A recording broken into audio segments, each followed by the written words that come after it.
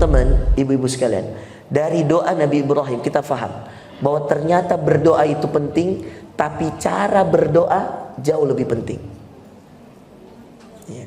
Maka jangan cuma berdoa saja, tapi perbaiki cara berdoanya. Mulailah menjadikan diri kita sebagai seorang hamba yang betul-betul kalau berdoa itu tulus, ikhlas, dan ada caranya. Kata-katanya diperbaiki. Ya. Mulai cerita sama Allah. Ya. Jangan jadi orang yang langsung mendikte Allah. Kenapa? Karena kalau doa Anda langsung to the point, mengarahkan, mendikte Allah, maka itu sama dengan Anda memaksa kehendak Anda. Padahal yang terbaik bukan pilihan Anda, yang terbaik pilihan Allah. Maka minta. Mulailah dengan cerita. Berceritalah pada Allah, Bapak Ibu sekalian. Mintalah kepadanya. Sampaikan di dalam hati kita bahwa ya Allah, Engkaulah yang lebih mengetahui dari saya ya Allah. Saya menginginkan ini ya Allah, tapi Engkau yang lebih tahu mana yang terbaik untuk saya ya Allah. Maka kabulkan ya Allah, mudahkan ya Allah. Coba, itu dibahas di dalam doa kita. Ajak Allah untuk mendengar kita, dan Allah Maha mendengar.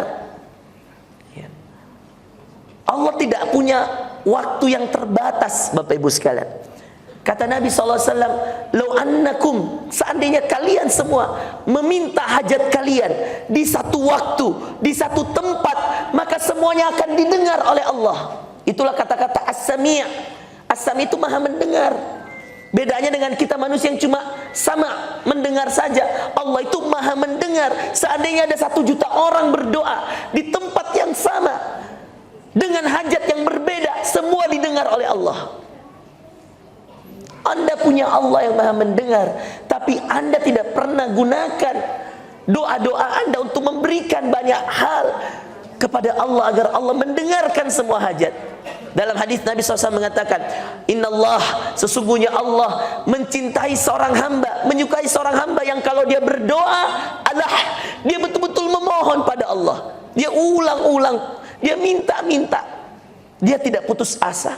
Dan itulah doa Ibrahim, sehari-hari bilang Rabbi habli minas salihin. Ini doa yang lain, As-Saffat ayat 100. Tadi surah Ibrahim ayat 40. As-Saffat ayat 100. Ikut saya. Rabbi habli minas salihin. Lagi, Rabbi habli minas salihin. Ya Allah, karuniakan kepadaku keturunan yang saleh. Keturunan yang saleh dan solehah. As-Saffat ayat berapa? Kalau tadi yang minta agar dia dijadikan orang yang mendirikan salat, surah Ibrahim ayat 40. Gimana doanya? Rabbi ja'alni muqimas salati wa min dzurriyyati Rabbana wa taqabbal du'a. Kalau As-Saffat ayat 100, Rabbi habli minas shalihin. Catat Bu, nanti lupa. Ya, minimal Anda tulis di situ Ibrahim ayat 40, As-Saffat ayat 100. Oke. Ini semua doanya Nabi Ibrahim.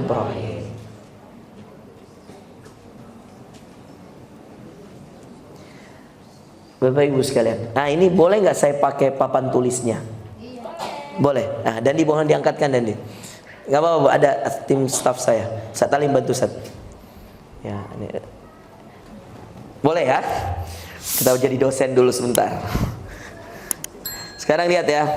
Izin ya Bu, boleh ya saya turun? Apa sini aja deh? Dan sini dan. Takut saya. Soalnya ibu-ibunya banyak janda ini, aduh.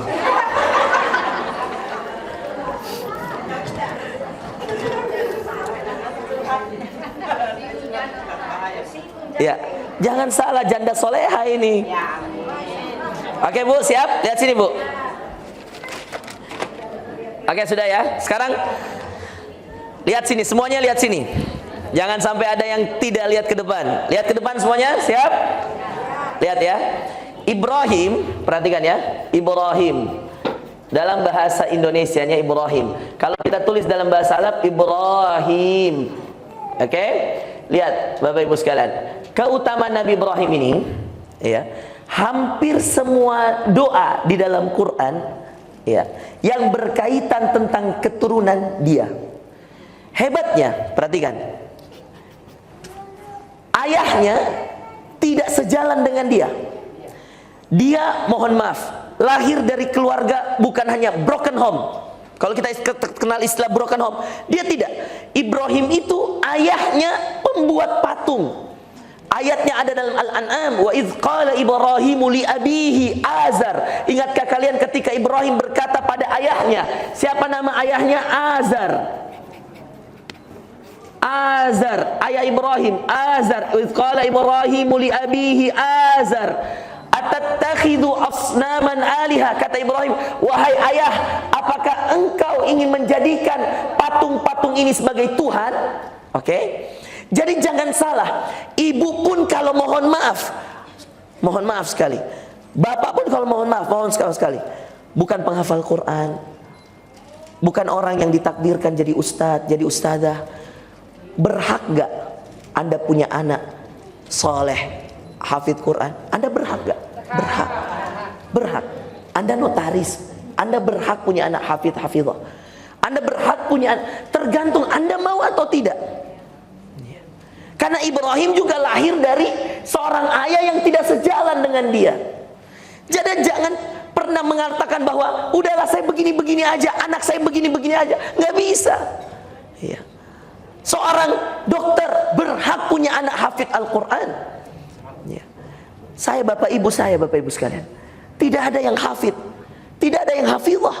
Ayah saya profesor teknik mesin. Terakhir dia direktur Politeknik Negeri Ujung Pandang. Sampai saat ini masih ngajar. Usia sudah 66 tahun, 65 tahun. Ayah saya masih ngajar karena dia profesor.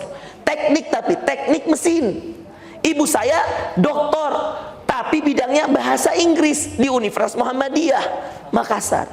Satu teknik mesin, satu bahasa Inggris.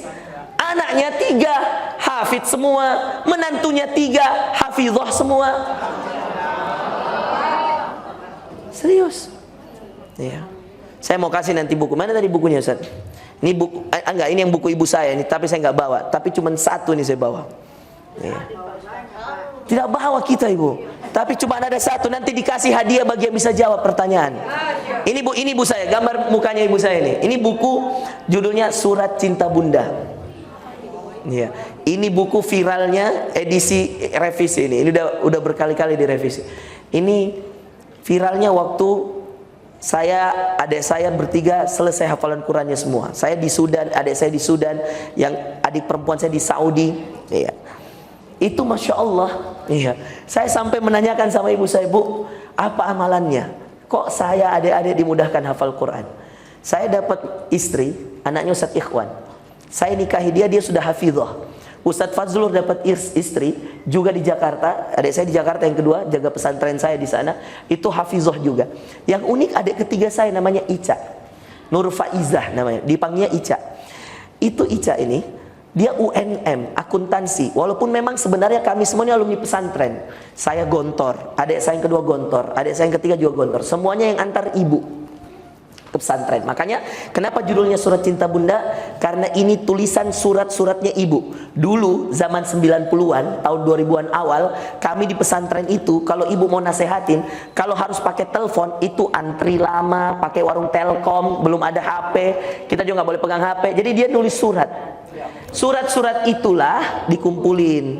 Jadilah buku ini, tapi ditambahin hikmah-hikmah kisahnya.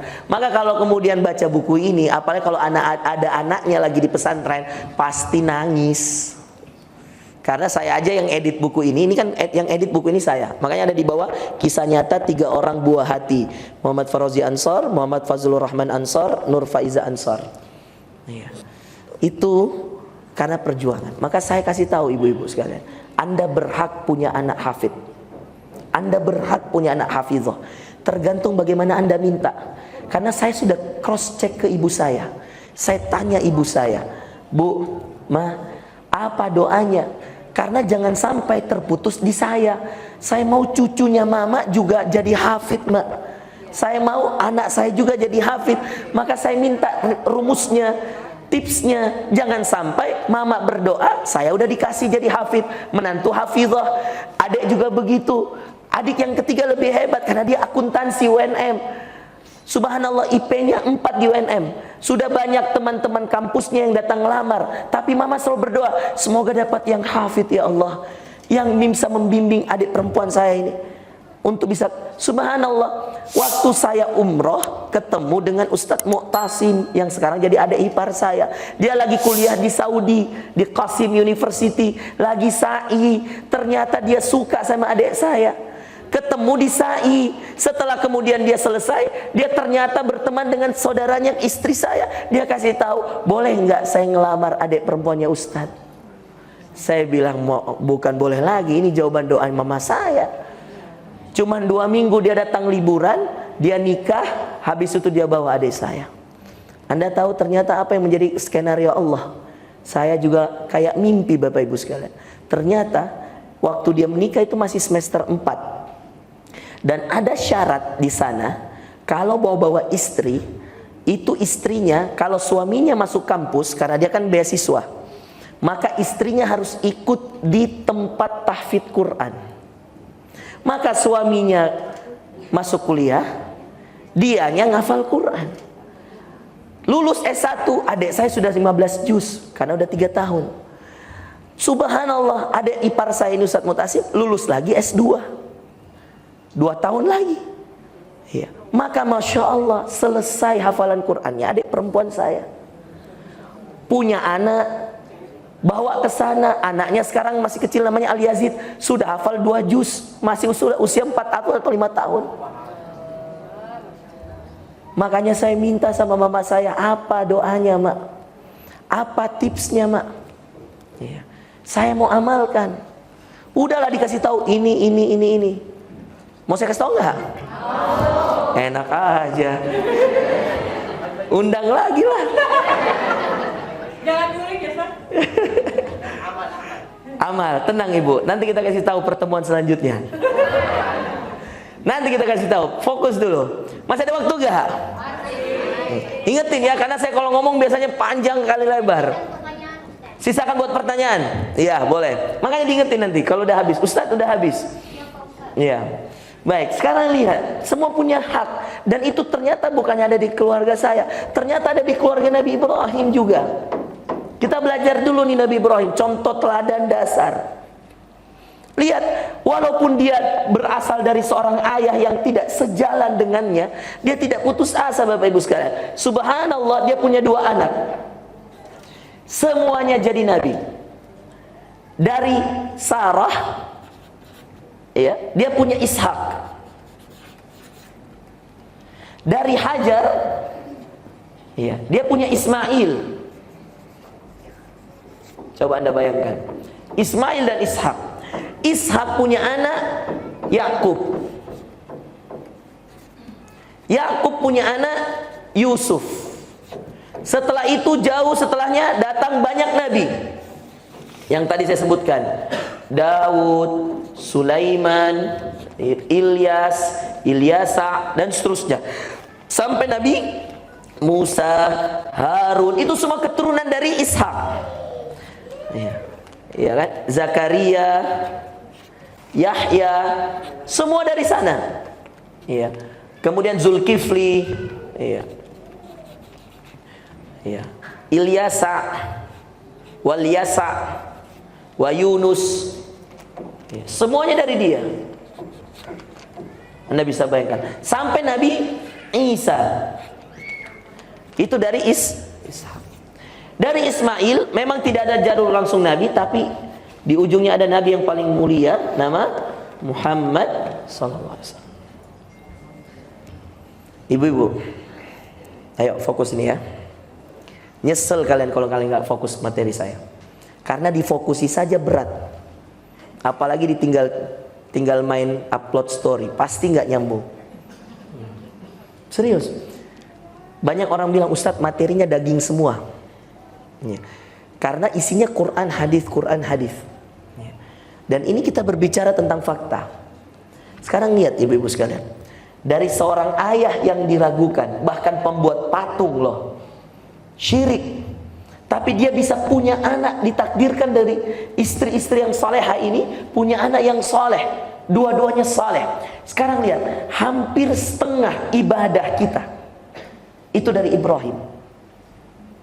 Coba, kurban nggak bisa jauh-jauh. Siapa yang mau disembelih? Ismail. Siapa yang mimpi? Ibrahim. Mimpi apa? Menyembelih anaknya. Ayatnya dalam As-Saffat tadi. Ya bunayya inni ara fil manami anni azbahuk. Saya lihat wahai anakku, di dalam mimpiku saya menyembelihmu. Fangzur madza tara. Apa yang kamu lakukan pada saya? Apa yang ingin kamu berikan pada saya? Apa yang ingin kamu sampaikan pada saya? Sampaikanlah. Apa kata dia? Qala ya abati fa'al ma tu'mar. Ayah, kerjakan apa yang diperintahkan Allah kepadamu. Satajiduni, engkau akan mendapatiku ya Allah. Insyaallah minas sabirin, termasuk orang yang sabar. Maka ketika mau diangkat kapaknya, udah mau disembelih, Allah ganti dengan domba, kambing. Jadilah kita menyembelih kambing. Ibadah apa? Kurban. Tawaf dari Ka'bah. Setelah itu kita sa'i. Di mana? Safa dan Marwah. Amalan siapa? Ibrahim. Lewat siapa? Hajar. Karena waktu ditinggalkan di sana, maka kemudian Ibrahim mau pergi. Ini tadi lanjutan cerita yang di sana. Dengarkan lagi. Hajar memanggil Ibrahim, tidakkah engkau kasihan pada kami? Ya Ibrahim, 2 kali dia panggil, tidak menoleh. Ibrahim terus berjalan, Bapak Ibu sekalian. Kenapa? Karena dia khawatir kalau dia menoleh, dia akan lihat istrinya dan anaknya, sehingga muncul rasa kasihan di dalam hatinya, lalu kemudian dia balik lagi. Sedangkan ini perintah Allah. Sama dengan waktu mau menyembelih kurban, dia kasih tahu dulu anaknya supaya anaknya tidak kaget. Tidak mungkin tiba-tiba Ismail langsung diambil kepalanya, nggak mungkin. Maka dikasih tahu dulu. Saya lihat dalam mimpi saya, nak, ternyata anaknya anak yang saleh, ikhlas, mengikuti perintah Allah. Jadi entahlah berapa transferan pahala kita semua kalau kita kurban, kalau kita sa'i, itu kepada Hajar, kepada Ismail, luar biasa. Mereka sudah meninggal, tapi kita semua ngirim pahala ke sana. Dari seorang anak bernama Ibrahim yang ayahnya pembuat patung. Maka jangan pernah menyalahkan takdir. Apapun Anda saat ini, ibu, mungkin Anda mengatakan, kenapa dulu saya nggak masuk pesantren? Gak usah nyalain takdir, udah berlalu. Sekarang syukuri Anda berada pada jalan hijrah, jalan hidayah. Momentum hijrah dan hidayah ini mahal. Anda nggak perlu flashback. Kenapa dulu ayah saya tidak memasukkan saya ke pesantren? Kenapa dulu saya terlambat hijrahnya? Mohon maaf ibu sekalian, kalau Anda justru banyak mengeluh seperti itu, Anda akan makin jauh dari hidayah. Sudahlah, terima nasib itu Bapak Ibu sekalian. Terima keadaan bahwa memang sudah saat ini saya seperti ini, suami saya seperti ini, anak saya seperti ini. Sekarang tinggal bagaimana memaksimalkan amalan sehingga akhirnya Allah bisa berikan kita keturunan yang lebih baik dari kita. Anak yang lebih soleh, anak yang lebih solehah. Kalau dulu kita pakai jilbabnya telat, hari ini anak perempuan kita kalau perlu sejak SD dia pakai jilbab, melatih dia sebelum dia balik bahwa nak, ada syariat yang sangat indah dari Allah, nak, namanya tutup aurat. Jangan seperti ibu, nak, yang akhirnya ibu baru sadar betapa dulu ibu terlambat menutup aurat.